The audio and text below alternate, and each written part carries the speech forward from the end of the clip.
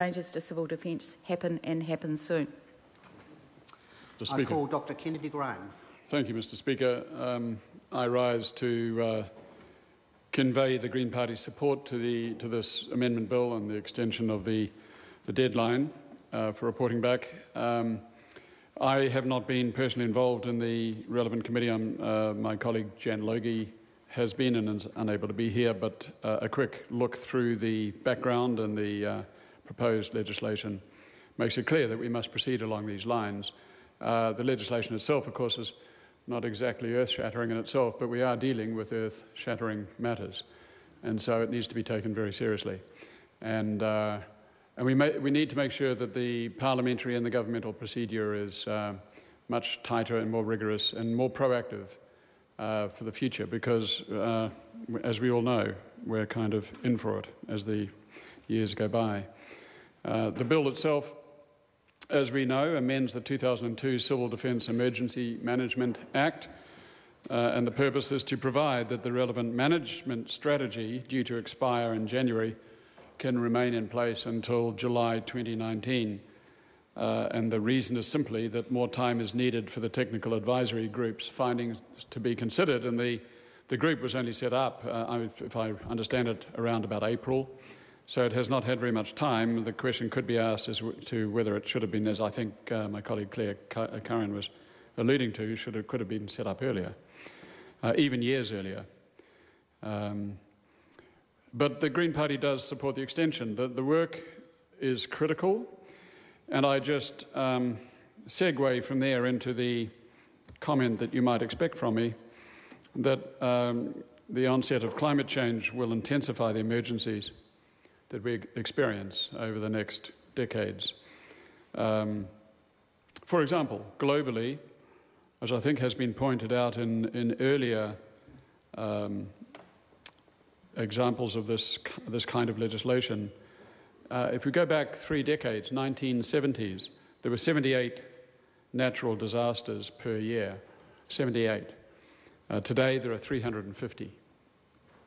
So that's within 3 decades, 4.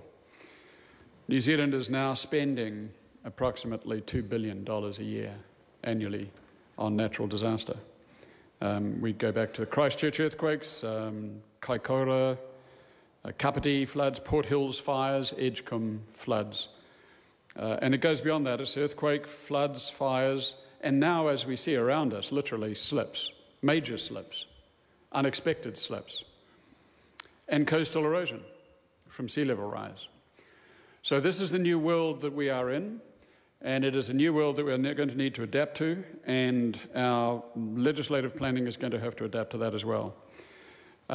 It raises the question as to what is a natural disaster. Can certain disasters be averted or minimised? Disaster such as climate change, at least in its magnitude and frequency, is human-induced. So that leads us to a need for the recognition of the urgency and magnitude of preventive action through strong mitigation policies. And I do not wish to get off the subject of this fairly narrow technical focus, but it is important to put it in the context of that broader need.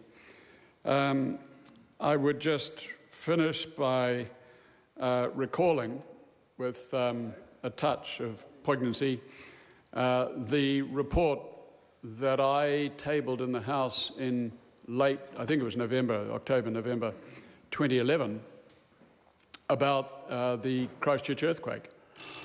Following, Mr. Speaker, a series of public forums that I'd held throughout Christchurch when I was there after the earthquake, and developed, in consultation with colleagues, a report on how to react as a nation and a Christchurch City Council and a Parliament to the tragic earthquake in Christchurch of 2011, and tabled the report with 26 recommendations. And so it is a document for the House, and I just would humbly point out to Honourable Scott Simpson to convey to ministers, there is a report lying there, tabled since 2011, on recommendations which is relevant to this kind of technical advisory group. Just a humble contribution. Thank you. Mr. Speaker. I call Clayton Mitchell. Thank you, Mr Speaker. I'm going to stand on behalf of New Zealand First to take a call on the Civil Defence Emergency Management Amendment Bill 2017.